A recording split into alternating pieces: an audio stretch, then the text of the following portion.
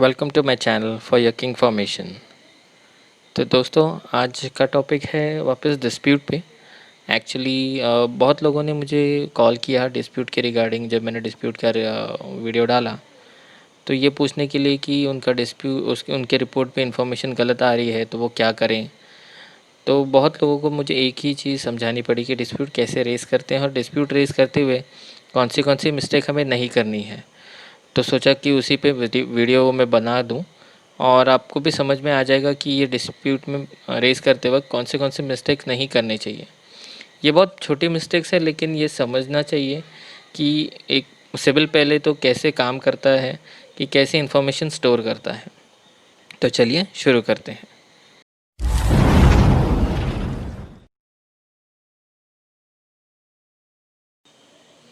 तो डिस्प्यूट के मिस्टेक्स के बारे में एक हम बात करने से पहले ये बात समझ लेते हैं कि सिबिल में इंफॉर्मेशन सेव कैसे होती है।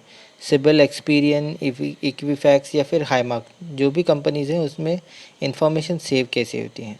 तो एक उदाहरण से समझते हैं कि नॉर्मली आपने आपका फेसबुक का पेज तो देखा होगा। तो फेसबुक पे पेज में आपका एक लॉगिन होता है, जिसमें आप लॉगिन करने के बाद में आपके पूरा प्रोफाइल इन्फॉर्मेशन आ जाता है। जितने भी फ़ोटोज़ वगैरह सारे डिटेल्स आ जाते हैं। लेकिन इस credit information company like CIBIL में इन्फॉर्मेशन इस तरह से सेव नहीं होती है।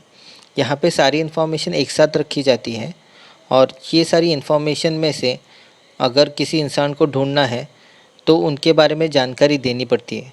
तो नॉर्मली जैसे आप जानते हैं कि आपको अपना सिबिल रिपोर्ट निकालने के लिए आपकी जानकारी देनी पड़ती है, जैसे नाम, पता, ये सारी चीज़ें। तो ये सारी चीज़ें देने के बाद में आपका एक इन्फॉर्मेशन जो सिबिल रिपोर्ट है वो मिलता है। तो सिबिल में पहले जैसे चीज़ अगर एक फॉर एग्ज़ाम्पल हम ले, एक नाम लगता है, उसके बाद में डेट ऑफ बर्थ लगेगा, आपका एड्रेस लगेगा, पैन कार्ड, आधार कार्ड, ड्राइविंग लाइसेंस, ऐसी चीज़ों जो आपको आइडेंटिफाई करती हैं। तो अगर एक पर्टिकुलर शहर में अगर मैं सिर्फ नरेंद्र पूछूं तो बहुत सारे नरेंद्र मिलेंगे, और अगर मैं डेट ऑफ बर्थ 1 जनवरी 1990 भी पूछूं तो भी शायद चांसेस हैं कि मुझे एक से ज़्यादा नरेंद्र मिले। लेकिन अगर मैं इतने सारी इन्फॉर्मेशन बताऊं तो मुझे यूनिक इंसान मिलने की गुंजाइश जो है वो ज़्यादा है। तो आपका इस तरह से पूरा आप कौन है ये इस तरह से आइडेंटिफाई किया जाता है। अब एक बार आप आइडेंटिफाई हो गए, फिर आपकी सिबिल रिपोर्ट निकाली जाती है और फिर आपके पर्टिकुलर लोन्स जो है इस तरह से आपकी रिपोर्ट पे रिफ्लेक्ट करते हैं।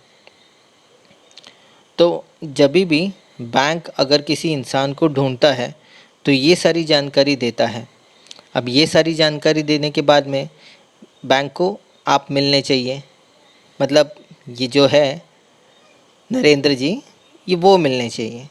लेकिन होता क्या है, अगर ये पैन कार्ड नंबर आपको दिख रहा है, इसमें टाइपिंग मिस्टेक हो गया बैंक की तरफ से।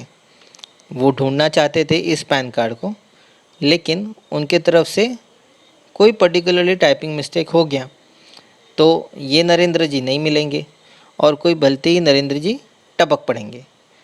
तो ये होता है असली मिस्टेक, जहाँ पे बैंक इंफॉर्मेशन सेव करते वक्त या फिर इंफॉर्मेशन निकालते वक्त, जैसे अगर आपने लोन के लिए अप्लाई किया है और उन्होंने निकालते वक्त कोई मिस्टेक कर ली, या आपने भी सिबिल रिपोर्ट निकालते वक्त कोई मिस्टेक कर दी, तो गलत इन्फॉर्मेशन आने के चांसेस ज़्यादा हैं।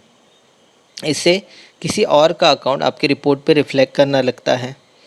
फिर आप शॉक में चले जाते हो, उसमें आपको लगता है क्या मेरे साथ फ्रॉड हुआ है, या मेरे नाम पे कोई और लोन ले रहा है, या फिर मेरे नाम पे इतने सारे लोन कैसे आए, ये कहाँ से आए, मेरे साथ धोखा हुआ है और मुझे भी कभी अभी लोन मिल ही नहीं पाएगा। ये सारी चीज़ों से आपका टेंशन बढ़ने लगता है। तो ये सारी चीज़ों को समझने के लिए और ये सारे टेंशन जो है दूर हटाने के लिए मैं आज ये वीडियो बना रहा हूँ। तो कौन से मिस्टेक्स हमें नहीं अगर हम करेंगे तो हमें आगे जाके ये प्रॉब्लम नहीं आएंगे और हमें क्लियर रिपोर्ट आएगा। मैं ये बिल्कुल नहीं कह रहा हूँ कि ये करने से आपके रिपोर्ट पे कोई भी कभी भी प्रॉब्लम नहीं आएगा। प्रॉब्लम आ सकता है अगर बैंक ने इन्फॉर्मेशन सेव करते वक्त ही गलत इन्फॉर्मेशन सेव की है। लेकिन एटलीस्ट रिपोर्ट निकालते वक्त आपके तरफ से या बैंक के तरफ से अगर गलती नहीं हुई तो ज़्यादा चांसेस हैं आपके सही रिपोर्ट निकलेंगे। ये मैं फर्स्ट पार्ट में ही ये वीडियो बना रहा हूँ। इस पार्ट में हमने ये समझा है कि सिबिल अपनी इन्फॉर्मेशन कैसे सेव करती है और क्या मिस्टेक हो सकती है सिबिल रिपोर्ट निकालते वक्त। अब हमें ये समझना है कि जब हम डिस्प्यूट रेज़ करेंगे तब हमें किस किस चीज़ों का ध्यान रखना है जिससे डिस्प्यूट सही से रेज़ हो। ये हम पार्ट 2 में देखेंगे। वीडियो का पार्ट 2 ज़रूर देखिए और उसमें ये सब समझेंगे कि डिस्प्यूट रेज़ करते वक्त कौन सी गलतियाँ नहीं करनी है।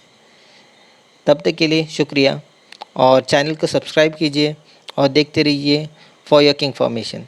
Thank you.